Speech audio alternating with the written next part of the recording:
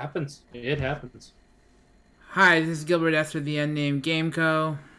This is Jordan T with Zone Fighter Games.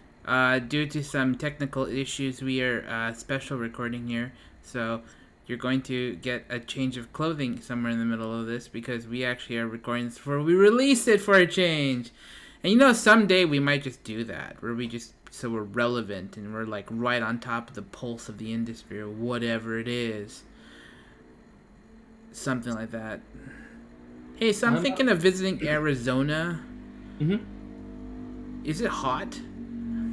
Um Today it wasn't, but boy is it coming. Like, I was thinking I'd visit my friend in August, but then I'm thinking maybe I shouldn't visit my friend in August.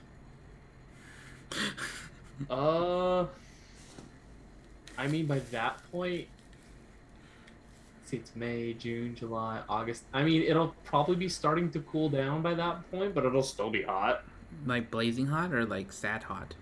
Um Sad hot is that hot where you get to a point where you're not able to discern if your sweat is your tears. I mean by that point, yeah, technically we'll be sad hot because it's just on my 10-day forecast on my phone. Monday is going to be 106. No, no humidity, just 106. That makes me sad hot. Yeah, that's sad hot. The best way to describe Arizona heat is just turn on your oven and then just let it kind of do its thing for a little while, and then at some point just open it up and just look at the back of your oven while the heat just blazes across your face. That's Arizona heat. Yeah, pass. I left the Central Valley for that reason. I couldn't handle the heat anymore. After 5 years of living in 110-degree weather, I was just like, I'm done. I'm just done. I'm gonna go back to sunny San Diego and enjoy the weather for a little bit. And then my Yeah. first summer here, there was a heat wave that was like 105, and everyone was like, "This is the hottest it's ever been." And I'm like, "That's not the hottest it's ever been. Trust me." No, it's really not the hottest it's ever been. That's not 106 is even the hottest it's gonna be. Yeah, that they were like complaining here in San Diego, like it's not 80 degrees. Yeah, but like they also have humidity in San Diego. Not Florida humidity. No, but like any humidity at all in 100-degree weather is enough. Yeah, good point. Good point. Anyways, the topic we were having, because we'll eventually need to connect the episode that we were supposed to have, which is we were talking about Bleed, and I think we were talking about Bleed. I'm pretty sure we were talking about bleed. I think us having to re-record this is actually going to bode really well for the topic because we both have had like time to kind of sit on our feelings about this. Yeah, I think this is one of those ones that are just like, huh, Bleed. Yeah, I don't know if I really want to talk about Bleed. What did we talk about after this? What was our third episode about? you check my notes. Um, I think it was finding a group. Yeah. Oh, I took a nice vacation the last week, by the way. Ooh, good, good, good, Yeah, good. we recorded all our episodes. If people don't know this, and then I took a nice like week off, and I first vacation in like a year. Well, first like more than a few days, more than 2 or 3 days off in a year, and then more than like yeah, it's been a while. That was great. Anyways, yeah, so I'm invigorated to start writing games again. I'm uh, I'm currently in three campaigns. Two of them switch off every week, so I'm a little curtailed for games writing, but I'm going through my daily journal and reassessing some ideas and just seeing what I can get out of it to turn into a game. I'm probably gonna release something new soon. Yeah, I have. I'm working on Generations now, which is great. My game, and renewed eyes really do help. Like I think if you step away from a game after a while and you're just like, I rewrote it so many times that I just kept getting frustrated. It wasn't doing the thing I wanted it to do, and I was like, oh, you know what? And then I sat there one day and I was like, oh, so from reopening this project, what's the problem here? And I was like, and then I realized the thing I'm gonna need to do is to make group playbooks, not individual play. We're stripping away the individuality from the game. That's the hardest part in games because characters people get so attached to their characters that they can't let them go. So how do you play a game that forces you to let go of characters? You create the expectation that at some point they will have to. Yeah, but that's the point. Is the game is intended to be one session, one character. So, mm, so to remove too much to make it more about group collective decision making and character creation through more of a collective style Yeah, allows you to remove some of that, like this is my character and nobody else's, right. and we're telling a story to a grander scale. Interesting. We'll see how this plays out, but Generations is the game that started me on my pathway to game design. And I rewrote it 42 times or something like that. Oof. Like I I rewrote it a bunch. I know that feeling. I think is somewhere at like the high 30s. Yeah, I play tested it like a bunch of times. It's the one game that I've actually play tested so significantly that I'm just like I don't even know what the first draft looks like, the third draft or the 15th draft at some point. Jeez. Yeah. Yeah, like version 5 is completely different from version 10. Well, everybody loves conceptually the idea of it. Like a lot of people sit around telling me like I love the conceptuality of the idea of a game that is based on the idea of telling a story across multi generations, Right. because that notion is amazing to most people. I mean, Hmm. if could you imagine just being able to jump into a game, and then it answers so many of the quandaries and the difficulties we have as GMs, which is one, consistency of players. So you could literally run this game and like have a player missing because it's a whole new character session every single time. Hmm. And the other issue is the what do you call that? No, I mean that's the number one issue. When Yeah. just having people be able to drop in and drop out anytime they want, like great, doesn't matter. It's about the Yeah, group, not about you. that's true. Doesn't matter how much we try to pretend and how much we try to make the game for somebody. If that person doesn't show up, it doesn't change the game because it's a whole new session every time. Yep. And it's a good way to get super attached to your character. Yeah. Speaking of getting attached to your character. I was trying to avoid this. I really don't want to go back into talking about bleed. are you I'll leave this in your hands. Do you want to call an audible and for us to move on to a different topic? No, we can talk about bleed. It's just like, it's such a heavy topic. It is a heavy topic, which is I'm up for it. I'm down, but No, I if mean you I'm down too. It's just that, like, it's a lot. yeah, and we are light and fluffy as a podcast, aren't we? Like we've been pretty light and fluffy, Yeah. and now we're going into like real topics. And I think like eventually this podcast will get into like the grit of this industry. We're going to eventually talk about bad actors at some point, and We will we're going if to talk about gatekeeping at some point, and we're going to have a discussion about diversity at some point. if we do, we'll definitely Bring people on here to have yeah, also those conversations with and us. and have like deep lulls into like soft nonsense of like ha ha ha like let's talk about dice for no reason. Yeah, And then let's like the next episode we'll talk about like yeah. the tactile feel of dice in our hands, but now Yeah. we're gonna be like, And then we'll spike all the way up into like we're gonna talk about I don't know, something heavy. I couldn't think of something. yeah, it's about to be like, can we? Oh, you know what? Can we ever forgive bad actors? Are we allowed to allow them back into the scene if they? Yeah, see, that's another one, right? Because That is a very interesting question that we will not be talking about today. no, not today, because Let's let's kind of because like we did manage to talk about kind of like the basics of bleed and how it's like sometimes your character just kind of like you kind of can't get out of being your character. Okay, I think that we have to define it in two ways. There's two types of bleed.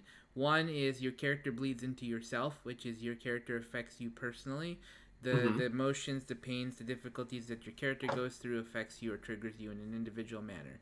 The second way is your personal issues, tribulations, pain, Yeah. suffering bleed into the character itself, and you're literally like therapizing in front of people by playing through your character's pain, suffering, sadness.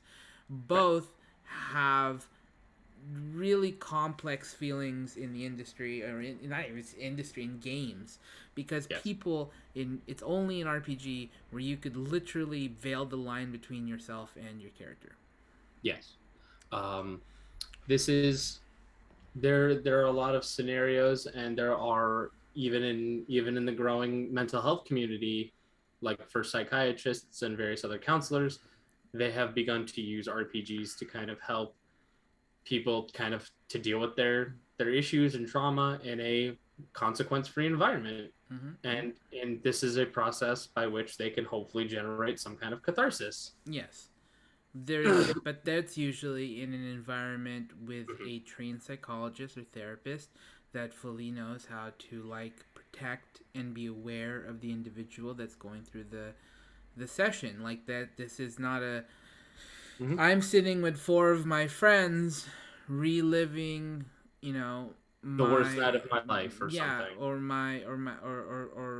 PTSD or whatever it is you're going through. Like it is legitimately like I Yeah. mean, let's talk about like scenarios in which these happen. Okay, so the first scenario is this is the one where people like get the reason we have safety tools and why safety tools have become a very important thing in this industry is the idea of triggers. And Right. the notion is that your character uh, is playing in a game where they get abused by another player. Uh-huh. Like they get gaslit by another player and abused by them. It's it's well within the frames of the game. It's well within the frames of the comfort. Like all your characters are. There's no since there was no discussion of safety tools. These things sort of happen, and as a result, the things that happen to your character have now affected you personally. They have triggered a moment, a Yes. memory in your life, and you are going through it and you're reliving it through your character who is going through these experiences. And as a result, it's creating anxiety, it's creating relapses into the suffering, and you yourself are being personally affected, and this is bleed from game into you. Right. The second type is sometimes, and we see it, and it's sometimes it's there's softer versions of it, and there's like bigger versions of it. It's the version where you play a character, and you play what you know, and what you know is you despise, people that harm animals. Yeah. And so, because of something that happened in your past, or something that happened to your dog, you decide that your character decides to harm anybody that harms an animal in the game. Almost to the point where like the actions of your character don't warrant the action, but because you the player despise that, you have now imposed your beliefs into the character, and you're now bleeding into the character. Your world, yourself is bleeding so much into the character that it doesn't make full sense to the story or the Yeah. arcs or the game itself.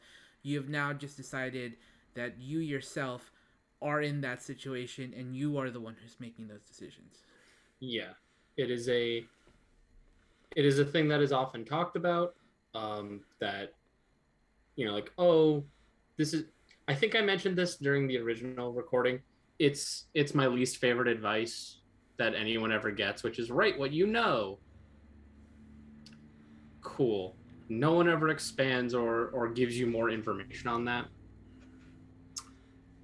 But like yes, it's interesting that you as a person want to write through some traumas or issues or beliefs that you hold near and dear to your heart. That's fine. But the problem is that at some point there has to be a deviation. Your your character, it could be completely you. Honestly, if that's what you want to do, sure, that's fine. But kind of like you said just a minute ago, Gilbert, like something that's happening in game needs to warrant some of your behaviors, Yeah. or vice versa. Like your behaviors need to warrant some things that have occurred to you. So if you're like super powerful wizard suddenly just wants to start punching people because they talked bad about someone's mom, cool. I I I'd like to know why. Yeah. And sometimes we do it in more subtle ways. Like your Mm-hmm. character is you have a tendency to play characters that like peace, and that's just because you're a person that doesn't like violence as an individual. So you like making characters that I all my characters naturally come out asexual. Like Yeah, I have no intention to be like I'm gonna play romance scenes. I'm just like unless the game tells me that it is a game about romance, I yeah, generally like don't write very romantic characters. I don't know why. Like I don't mind playing those characters. It's just that I don't. I yeah. somehow I That's don't you. intentionally. I don't Yeah, intentionally avoid it. I also don't intentionally make it. I just so happens to play the characters that come out asexual mostly. this is again kind of going back to that whole like write what you know type situation. Yeah. Like, cool, you're gonna write what you know unintentionally or not. Like, you're going to try to draw from your own perspective, and again, that's fine. Uh huh. But to kind of like give you this whole like one piece of advice and then just not fill it in doesn't really help. Yeah. And for people who I don't know this, I am a poetry slam person. I competed on the national stage. Some of you are like, "Oh, national stage? That means I was." Yes, I was in. I was on the individual world poetry slam. I was considered. I was the rep for my area. I did it twice, so I went up against 72 best in the country. I lost, of course. Um, but the things that we do in the things we have always said in the poetry circles are people have a tendency to bleed very very profusely, like they bleed, and that word in our end in poetry slam is usually somebody is literally writing a poem to open up their wounds on the stage for judgment. and and it is painful to watch, especially someone who's not had time to deal with it, just to see them reopening fresh wounds and traumatizing themselves over again. It is not fun to watch. It is not an enjoyability. It's like it's hard to watch. It's like watching someone go through a train wreck multiple times. And these poets do it over and over and over again. We keep telling Mm-hmm. people, we tell people for mental health, for emotional health, don't do it.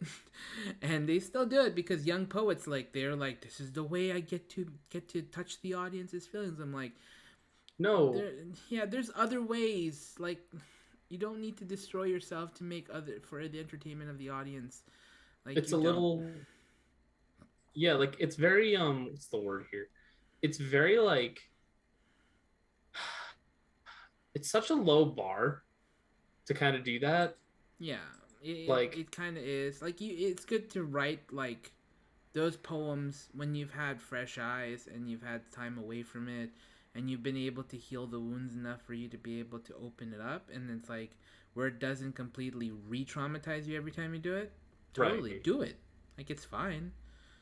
Like that's the best poetry, is that the stuff that you've managed to learn from and grow from, and you've had the time to really like wrap your head around it.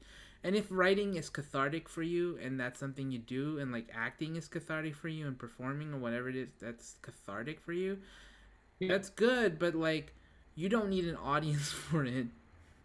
And Yeah, that's like the don't problem doing it in a TTRPG is there's an audience who's watching you do this. there is. I mean, like this is kind of like it's like a real. I don't want to say it's like it's a bad thing to say about that, but it's kind of it is kind of a thing to say. Um, like don't take that easy way out. Like, Mm-hmm. oh, it's how I can emotionally connect with them. Try a little harder. Yeah. Like like we like like, oh, I'm gonna talk about like how it was really sad that I lost my mom at a young age. Cool. That's a pretty common thing. Yeah, I heard a poem about that. The person had lost their parent years before, and they talked about sitting in the hospital and having the nurse hold their hand, and it's painful to hear, and it's a pain. And he talks about the sunset, and he talks about these things that are like he paints a very vivid picture. But he was only about like 10 when the story happens, and he's now in his 20s. So clearly, it's been some time. Yeah. And it's kind of a I guess the word I guess like the closest translation to it in another field would just be like an Oscar bait movie. Like this movie only exists because it's going to hit all of these like Buttons. big emotional story beats and like open up the audience in a way that is like mathematically designed to get people sad and be like, this movie was so good. No, it's not really good. It's just it's just resonating with an emotional moment that you've had. Yeah, it's pushing a flipping button. Like, Yeah, it's there you go. It's pushing a button that everyone has. And again, like I'm not saying don't take the easy way out. Like don't just talk about like, don't try to generate your own catharsis through losing a parent or a beloved, person in your life by having a character deal with that. Go ahead. Like if that's what you need, go ahead and do that. But don't do it for the sake of like, I just want people to be interested in my character. yeah, if that's the thing that you're doing it for, then that's terrible. Um, Yeah. the other thing is that, and we're not saying to you who's listening to this that people like this about specific. No, it's not about any specific person. This It's is not. just this is our experiences from games. This is stuff that we've seen. These are shit that has happened where people will put horrible shit for their character from their own lives into their character just for like the entertainment of others, or just to like feel like this is how my character, how I get people to like my characters. And if we're all doing dark characters, I might as well tap into the darkness too. And it's just like, well, my dark character is made up, your dark character is coming from us, like from a dark place, like Yeah, in from a your real life. place. Do you want to talk about that maybe a little bit? Yeah, and here's the thing, it's like not every group is comfortable to Yeah. watch you go through something. And it's not I'm not saying that, like, not that, and I'm not saying some groups are totally that's your group. But you have to find the right group if this is something you want to do, and you have to have a talk with your group, and there should be a conversation with the GM beforehand that you are going through something and you're putting it through the character, and you should ask for permission amongst your other players that it's okay for you to experience a catharsis, to to to role play something that's very painful for you. And if you ask for permission and the other players are on board with you, this is why we do safety tools. A lot of people say, why Mhm. are we do safety tools? It's not it's not necessarily about the grognards and gatekeepers in the world. It's really to stop this People bleed. from we have some people from hurting themselves or worse, like some people from hurting others. Yeah. Because like here's an important one. Maybe someone at the table knows that someone else at the table is having a hard time with something and is gonna try to like act it out in game. Yeah. And maybe they're not ready to deal with that. Yeah. Like what, trying to force a person to come out. That's another thing that some Don't people yeah, like. don't They might do that in through game. They might see like, hey, I know your secret, and it's like, what's my secret? And it's like, I know that you're queer. And like, that's clearly like sending a message outside of the game into the game, like from the inside of the game to the outside of the yeah. game. And like, and I'm not, be clear, there's a lot of gray areas in this area, in this discussion. But since we've opened this can of worms, It's a lot of the important things that I'm going to harp on. Everything I'm going to harp on is you just need to have safety. You just need to have Hmm. discussions. You just need to be safe, and you need to feel safe amongst the people that you're playing with. Hmm. The as far as this topic is going to go, let's make it very clear that our current position and the thing we're talking about is don't try to solve someone else's problem for them. Yeah, That's where we're gonna. I feel like that's pretty much the box we're talking in right now. Is yeah, let's not try to do stuff for other people. Let them try to solve their own problems yeah. in real life, in game. If they would like to have this if like, hey, Jordan's gonna play my ex, and I need to finally get some things off of my chest that I never got to really say to my ex, and I'm going to do it through my characters. And I'd say, hey, Jordan, can Yes. I know our characters are in a relationship in game, and we're going, and I need to say some things to your Okay. characters that I just feel like I need to get off my chest, and I know Okay. it's going to be coming from me, but I'm saying it through my character just to get the role play going. Is that cool? Yes. I Absolutely. Do whatever you got to do. I already talked to the GM about it. They're gonna give us a spotlight moment. Somewhere after the combat, you and I are just gonna have a talk by ourselves. Is this cool? And everybody said they're cool with it. Yes. Yeah. Oh, Absolutely. Like this is a thing. This is was done. Like I had a friend do the same thing because they never got catharsis from someone there, yeah, or not from someone in game, but just from someone previous. To be fair, at the time their spouse was at the table, and I thought it was just kind of being funny. I did talk about them with them later, and they were like, "Yeah, I did. That kind of wasn't cool of me to do that." And it's like, it's fine. It worked out. Everyone else at the table thought it was funny, so it worked out. But like, it's a very tricky ground, right? yeah, It could go very wrong very quickly, very bad very quickly, which is why like it's very important to have sincere conversations and to communicate, which is why like GMs are not expected to just be game runners anymore nowadays. Like anyone who says like, "All I do, I'm a GM, I just have to run the game," and I'm always like, "No, you're the GM. You lead the crew. You lead your team. You lead your players." And you need to be aware of what they're going through, and you need to be aware that some of them are going through shit because we're human beings and we sit down on a table. And if you're gonna have a regular group that meets up every once in a while, they're your friend circle, and you should be aware of how some of your friends are dealing with shit. And that doesn't mean you need to solve it, but you should try to be aware so you're a little bit more sensitive about the things that they're going through. And you might mm-hmm. disagree with me, but I don't care because honestly, I don't write games for you. Like, Yeah. if If you you're, hate this philosophy, my games aren't built for you. yeah, maybe this. I don't make stuff for that mindset. I don't. Maybe this podcast isn't made for you either. Like, if you're sitting here going like, I disagree with all the crap these assholes are saying, I'm like, good, unsubscribe. I don't Yeah, like care. unsubscribe, but keep us in mind if you run into someone who has that same thing. Like, oh, I think I know a podcast for you. Like, Yeah, cool. It's yeah, like like we're not for everybody. no, we're not. I can tell you that right now. We're not for everybody, but the most I feel like we've kind of gotten away from it a little bit, but I think the most important thing to remember about bleed is to be able to find a way out. Yeah, This was mentioned in the recording we lost, so I'm going to bring it up here. Gilbert has talked about um, getting stuck in a character. yeah, that's something that I can't do LARPing for that specific reason. Yes, yes. If I played longer than a couple of hours and I played without any sort of like, it luckily dice rolls allow me to like separate myself from my character, but in LARPs where there's no clear separation, sometimes some games just make you play straight through. I don't imagine that I'm getting out of that character anytime soon. And it's you need to have some sort of breakaway. Like you need to be able to separate yourself, emotionally, mentally, physically, Yeah.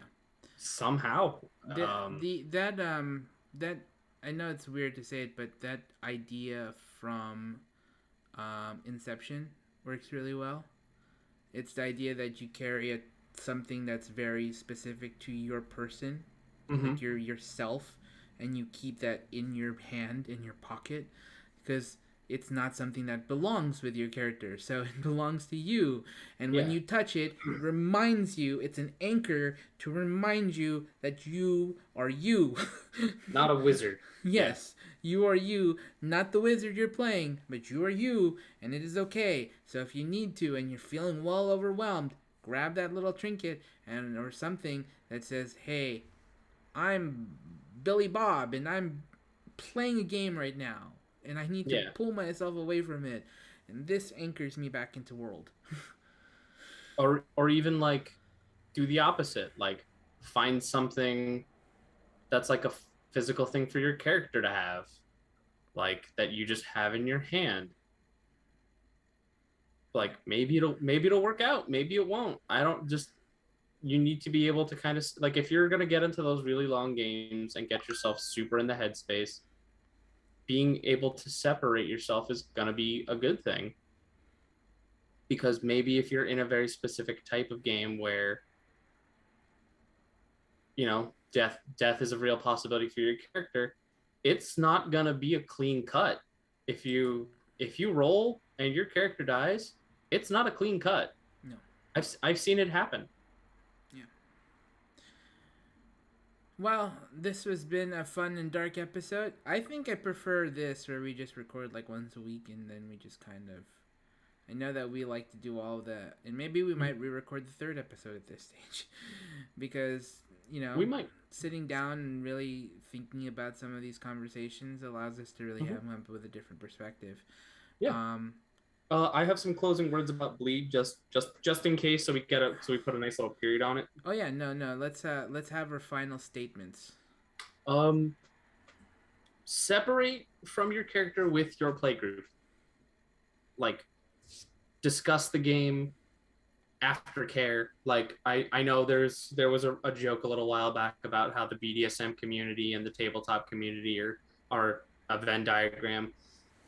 Aftercare is important. Like, discuss things with your group, kind of foster that environment. Honestly, if they don't want to do that and you're like a very like RP heavy game, that might not go well.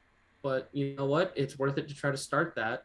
Yeah, habits are hard to break for some players, but if you just establish things from the very get, or you start to just push those through, it might be uncomfortable at first. It might feel weird at first, but you just you know some of the key things I think we're taking from this, and especially with bleed, and I think we just need to the button on everything is that like it's communication.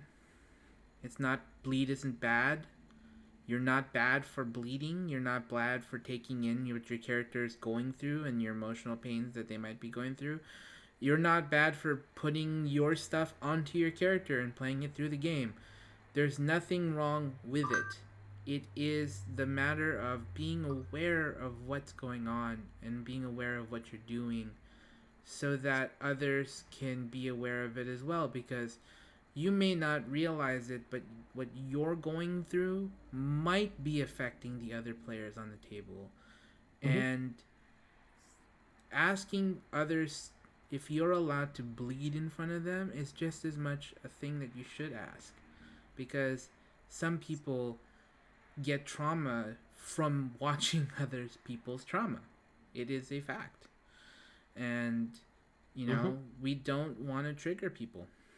And at the end of the day, it comes down to groups do really well if they just communicate. Yes. Well, that was. I'm Gilbert S. with the Unnamed Game Co. I'm Jordan T with Zone Fighter Games. And strangely, this has been an episode that did not have very much technical difficulties. Knock on wood. Although there was significant technical difficulty before we walked on the microphone. But stay gold. Stay gold.